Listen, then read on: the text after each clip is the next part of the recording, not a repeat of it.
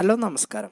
ഇന്നത്തെ ക്ലാസ്സിൽ നിങ്ങളുടെ മുമ്പിൽ അവതരിപ്പിക്കാൻ പോകുന്നത് ജാവാസ്ക്രിപ്റ്റ് ടെർണറി ഓപ്പറേറ്റേഴ്സിനെ കുറിച്ചാണ്. ടെർണറി ഓപ്പറേറ്റേഴ്സ് എന്ന് പറഞ്ഞാൽ നമ്മൾ മുമ്പ് പഠിച്ചിട്ടുണ്ട് ഈഫ്, അതേപോലെ ഈഫ് എൽസ്. ഇതിന് നമുക്ക് ഈക്വലായിട്ട് ഉപയോഗിക്കാവുന്ന മറ്റൊരു ഓപ്പറേറ്ററാണ് ടെർണറി ഓപ്പറേറ്റേഴ്സ്. ഇത് ഒട്ടുമിക്ക വലിയ പ്രോഗ്രാമുകളിലൊക്കെ നമ്മൾ സാധാരണയായി കാണുമ്പോൾ ഈഫിനേക്കാൾ സിമ്പിളായിട്ട് നമുക്കിത് ഉപയോഗിക്കാം. അപ്പോൾ ഇത് വെച്ചിട്ട് നമുക്കൊരു എക്സാമ്പിൾ ചെയ്ത് നോക്കാം. എങ്ങനെയാണ് ഈ ടെർണറി ഓപ്പറേറ്റേഴ്സ് വർക്ക് ചെയ്യുന്നു എന്നും അത് വർക്ക് ചെയ്യുമ്പോൾ എങ്ങനെ നമുക്ക് ആൻസർ ലഭിക്കുന്നു എന്നതിനെക്കുറിച്ച് നമുക്കൊരു എക്സാമ്പിൾ ചെയ്ത് നോക്കാം. വളരെ സിമ്പിളായിട്ട് ചെയ്യാവുന്ന ഒരു മെത്തേഡാണ്. കൂടുതലായിട്ട് നമുക്ക് പ്രോഗ്രാമിംഗ് ലാംഗ്വേജുകളിലൊക്കെ നമുക്ക് ഈഫ് ഉപയോഗിക്കുന്നതിനേക്കാൾ എളുപ്പത്തിൽ നമുക്കിത് ഉപയോഗിക്കാം. അപ്പോൾ നമ്മൾ ആദ്യം തന്നെ ഇവിടെ വന്ന് സ്ക്രിപ്റ്റ് എന്ന് എഴുതി, അതിനുശേഷം നമ്മളിവിടെ ഒരു വേരിയബിൾ ഡിക്ലെയർ ചെയ്യണം. അപ്പോൾ ലെറ്റ് എന്ന് എഴുതിയതിന് ശേഷം എന്ന് ചേർത്തു. ഇതിന് നമ്മളൊരു വേരിയബിൾ ചേർത്ത് കൊടുത്തു. ഞാനിവിടെ 358 എന്നാണ് ചേർത്ത് കൊടുക്കുന്നത്. ഇഷ്ടമുള്ളത് എന്താണെങ്കിൽ ചേർത്ത് കൊടുക്കാം.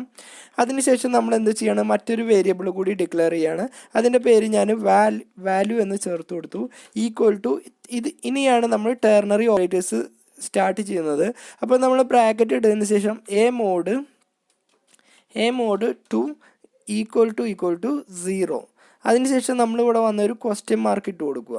ടെർണറി ഓപ്പറേറ്റേഴ്സിൻ്റെ ഒരു മെത്തേഡാണ്. ഒരു ക്വസ്റ്റ്യൻ മാർക്ക് ഇട്ടതിന് ശേഷം നമുക്ക് ആദ്യം ഈ കണ്ടീഷൻ ശരിയാണെങ്കിൽ എന്ത് പ്രിൻറ്റ് ചെയ്യണം എന്ന് നമുക്കിവിടെ ചേർത്ത് കൊടുക്കാം.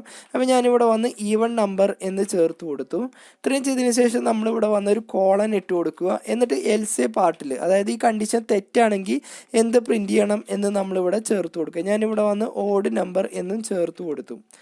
ഓക്കെ, ഇത്രയും ചെയ്തതിന് ശേഷം നമുക്കിതിൻ്റെ ആൻസർ പ്രിൻറ്റ് ചെയ്യിപ്പിക്കണം. അപ്പോൾ ഞാനിത് അലേർട്ടിലാണ് ആൻസർ പ്രിൻറ്റ് ചെയ്യുന്നത്. അപ്പോൾ ഞാനിവിടെ വന്ന് അലേർട്ട് എന്ന് ചേർത്തതിന് ശേഷം ഞാനിവിടെ ബ്രാക്കറ്റിൻ്റെ ഉള്ളിൽ നമ്മളാ കൊടുത്ത ഈ ടെർണറി ഓപ്പറേറ്റേഴ്സിൻ്റെത് എന്താണോ അത് നമുക്കിവിടെ ചേർത്ത് കൊടുത്തു. ഇത്രയും ചെയ്തതിന് ശേഷം നമുക്കിതൊന്ന് റണ്ണ് ചെയ്യിപ്പിക്കാം. അപ്പോൾ റണ്ണ് ചെയ്യിപ്പിക്കാൻ വേണ്ടി ഞാനിത് റണ്ണ് ചെയ്യിപ്പിക്കാൻ വേണ്ടി ഇതിന് റൈറ്റ് ക്ലിക്ക് ചെയ്തതിന് ശേഷം ഞാനിവിടെ വന്ന് ഓപ്പൺ വിത്ത് ലൈവ് സെർവർ കൊടുത്തു.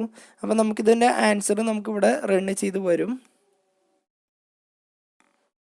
അപ്പോൾ നമുക്കിത് റണ്ണ് ചെയ്ത് വരുമ്പോൾ തന്നെ ഇത് ഈവൺ നമ്പേഴ്സ് എന്നാണ് നമുക്ക് പ്രിൻറ്റ് ചെയ്ത് വരുന്നത്. ഇത് നമ്മളൊരു ഓഡ് നമ്പർ ആക്കിയിട്ട് നമുക്കൊന്ന് സേവ് ചെയ്ത് നോക്കാം. അപ്പോൾ ഇത് ഓഡ് നമ്പർ ആക്കിയിട്ട് നമ്മളിതൊന്ന് ലോഡ് ചെയ്യുമ്പോൾ നമുക്കിവിടെ വന്ന് ഓഡ് നമ്പർ എന്നുമാണ് പ്രിൻറ്റ് ചെയ്ത് വരുന്നത്.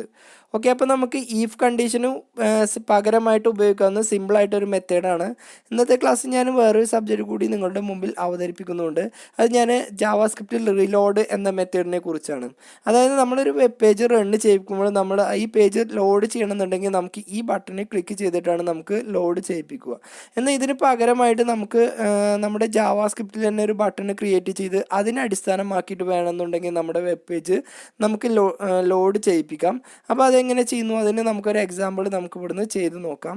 അപ്പോൾ ഞാൻ സ്ക്രിപ്റ്റിൻ്റെ ഉള്ളിൽ തന്നെയാണ് ഞാൻ ചേർത്ത് കൊടുക്കുന്നത്. അപ്പോൾ നമ്മളിവിടെ സ്ക്രിപ്റ്റ് എന്ന് ചേർത്ത് കൊടുത്തിട്ടുണ്ട്.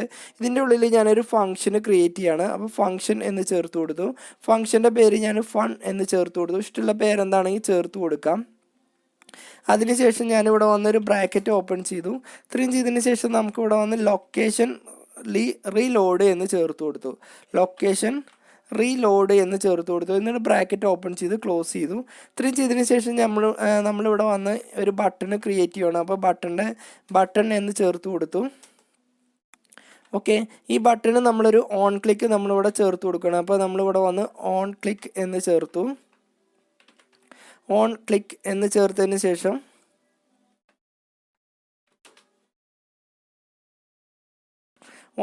അതിനുശേഷം നമുക്ക് ആ ഫംഗ്ഷൻ എന്നുള്ളതാണ് നമ്മൾ കോൾ ചെയ്യുന്നത്. അപ്പോൾ നമ്മളിവിടെ വന്ന് ജസ്റ്റ് ഫംഗ്ഷനെ നമ്മളിവിടെ കോൾ ചെയ്തു.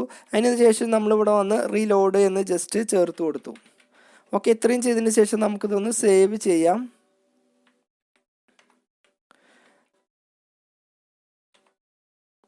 ഓക്കെ, ഇത്രയും ചെയ്തതിന് ശേഷം നമുക്കിതൊന്ന് സേവ് ചെയ്ത് നമുക്കൊന്ന് റണ്ണ് ചെയ്യിപ്പിച്ച് നോക്കാം. അപ്പോൾ ഇത് റണ്ണ് ചെയ്യിക്കുമ്പോൾ നമുക്കിവിടെ ഒരു ബട്ടൺ വന്നിട്ടുണ്ടാകും. ഈ ബട്ടണിൽ ക്ലിക്ക് ചെയ്താൽ ഈ പേജ് ഒന്നും കൂടി നമുക്ക് എന്ത് ചെയ്തും റീലോഡ് ചെയ്ത് വരും. ഓക്കെ, ഒന്നും കൂടി നമുക്കിത് ലോഡ് ചെയ്ത് വരാൻ വേണ്ടിയാണ് നമ്മളിവിടെ വന്ന് ലൊക്കേഷൻ ഡോട്ട് റീലോഡ് എന്ന മെത്തേഡ് ഉപയോഗിക്കുന്നത്. അപ്പോൾ ഇന്നത്തെ ക്ലാസ് നിങ്ങൾക്ക് മനസ്സിലായെന്ന് വിചാരിക്കുന്നു. അടുത്തൊരു ക്ലാസ്സുമായിട്ട് നമുക്ക് വീണ്ടും കാണാം.